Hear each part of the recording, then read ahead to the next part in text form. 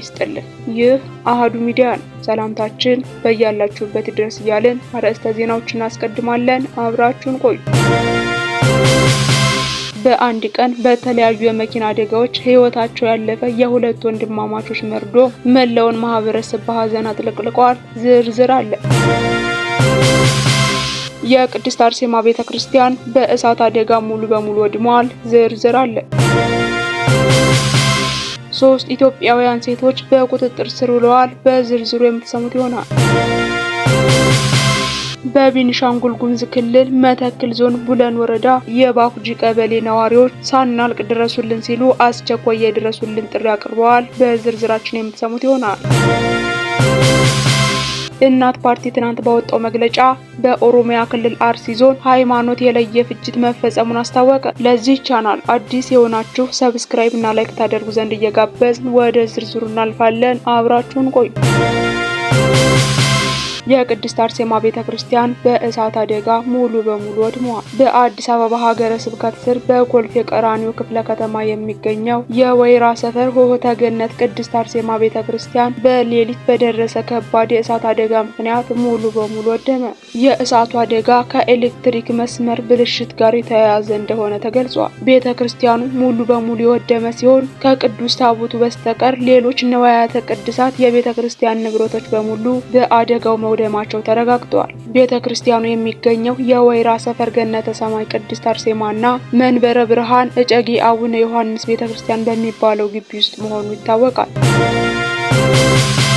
3 ኢትዮጵያውያን ሴቶች በቁጥጥር ስር ውለዋል። በሳዑዲ አረቢያ ዋና ከተማ ሪያድ 3 ኢትዮጵያውያን ሴት ነዋሪዎች የድንበር ደህንነት ደንቦችን በመጣስና ሐሽሽ በማስተዋወቅ ወንጀል ተጠርጥረው መታሰራቸው ተዘግቧል። ሴቶቹ በሳዑዲ አረቢያ የድንበር ደህንነት ደንቦችን በመተላለፍ ወንጀል ተከሰውበታል። ከዚህም በተጨማሪ ሐሽሽ የተባለውን አደንዛዥ በተለያዩ መንገዶች ሲያስተዋውቁ ወይም ሲያዘዋውሩ ተገኝተዋል ተብሏል። ሳዑዲ አረቢያ በአደንዛዥ እጽና በህገወጥ የድንበር እንቅስቃሴዎች ላይ ከፍተኛ የሆነ የህግ ጥብቅነት ያላት ሀገር ስትሆን ጉዳዩ በሀገሪቱ የጸጥታ አካላት በቅርበት እየተጣራ ነው። በውጭ ሀገር የምትኖሩ ኢትዮጵያውያን ወገኖቻችን በምትኖሩበት ሀገር ህጎችና ደንቦችን በጥብቅ እንድትጠብቁና በተለይ ከአደንዛዥ እጽና ከህገ ወጥ ድርጊቶች እንድትርቁ ለማሳሰብ እንወዳለን። በጉዳዩ ዙሪያ የሚኖረውን ሂደት እየተከታተልን ለእናንተ የምናደርስ ይሆናል።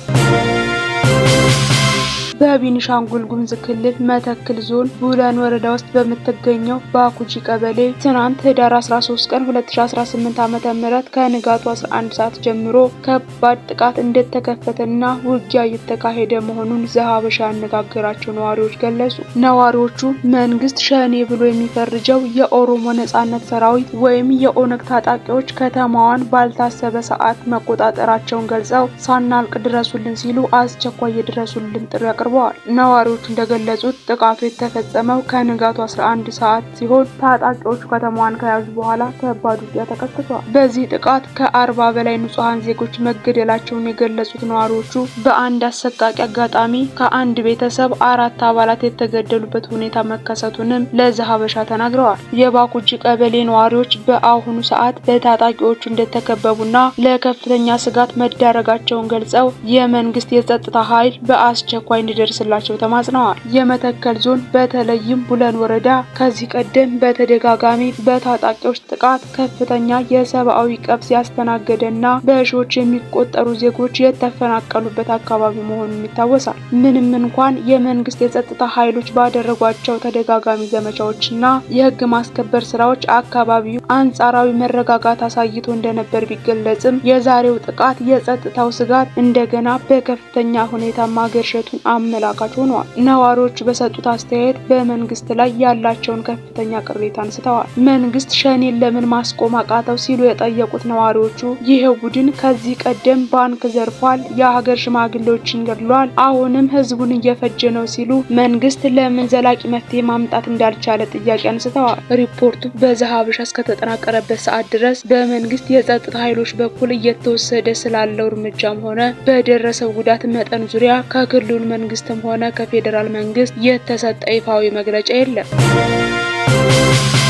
እናት ፓርቲ ዛሬ ህዳር 13 ቀን 2018 ዓ.ም ባወጣው መግለጫ በኦሮሚያ ክልል አርሲ ዞን ሸርካ ወረዳ ውስጥ በንጹሃን ዜጎች ላይ ሃይማኖትን የለየ ፍጅት መፈጸሙን አስታወቀ። ፓርቲው በጥቃቱ 3 የኦርቶዶክስ እምነት ተከታዮች መገደላቸውን ገልጿል። መግለጫው እንዳመለከተው ጥቃቱ የተፈጸመው በሚታና ሂኔሳ ቀበሌ ሚታና ዮሐንስ አጥቢያ ነው። ከተገደሉት 3 ሰዎች በተጨማሪ አንድ ሰው በሞትና በህይወት መካከል እንደሚገኝና ሌሎች 3 ሰዎች ደግሞ ታግተው መወሰዳቸውን ፓርቲው ዘርዝረዋል። በተገደሉት ሰዎች ላይም ዛሬውን በሚታና ዮሐንስ ቤተክርስቲያን ስርዓተ ቀብር መፈጸሙን አክለዋል። እናት ፓርቲ ድርጊቱን የተጠና ዘር ፍጅት ሲል በጽኑ አውግዟል። ይህ በሽፋን የሚፈጸም የክርስቲያኖች ጭፍጨፋ መሆኑን የገለጸው ፓርቲው መንግስት ቸል ብሎታል ሲል ወቀሳ አቅርቧል። ፓርቲው ህዝቡ በዝምታው መቀጠል እልቂቱን የማባባስ መሆኑን ተረድቶ ተባብሮ ራሳቸውን እንዲጠብቁ ሊያደርጋቸው እንደሚገባ ጥሪ አቅርቧል። በመጨረሻም ፓርቲው ለሟች ቤተሰቦች እረፍተ ነፍስን የተመኘ ሲሆን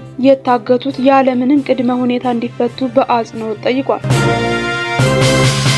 የሁለት ወንድማማቾች ዕለታዊ ድርብ ሐዘን በአርባ ምንጭ ሃይላንድ ሙሉ ወንጌል አባልና አገልጋይ የነበረ ከአዲስ አበባ ወደ አርባ ምንጭ በሚጓዝበት ጉዞ ላይ ያለ በድንገተኛ የመኪና አደጋ ህይወቱ አልፏል። ታናሽ ወንድም አቤኔዘር አብርሃም በዋቸሞ ዩኒቨርሲቲ የመጀመሪያ ዓመት የማህበራዊ ሳይንስ ተማሪ የነበረ የታላቅ ወንድሙን የይስሐቅን መርዶ እንደሰማ ቀብር ለመድረስ ከሆሳዕና ወደ ወላይታ ሶዶ ሲጓዝ ነበር። በትናንትናው ዕለት በማዕከላዊ ኢትዮጵያ ክልል በከምባታ ዞን በደረሰ ሌላ የመኪና አደጋ ህይወቱ አልፏል። ምንኛ ልብ የሚሰብር አጋጣሚ! ወንድማማቾቹ በአንድ ቀን በተመሳሳይ አደጋ ምክንያት መሞታቸው ህሊናን የሚያደማ ትርጉም ለማግኘት የሚያስቸግር ክስተት ሆኗል። ለቤተሰቦቻቸው፣ ለወላጅ ዘመዶቻቸውና ለመላው የሙሉ ወንጌል ማህበረሰብ መጽናናት እንመኛለን። ነፍሳቸውን በአጸደ ገነት ያኑርልን።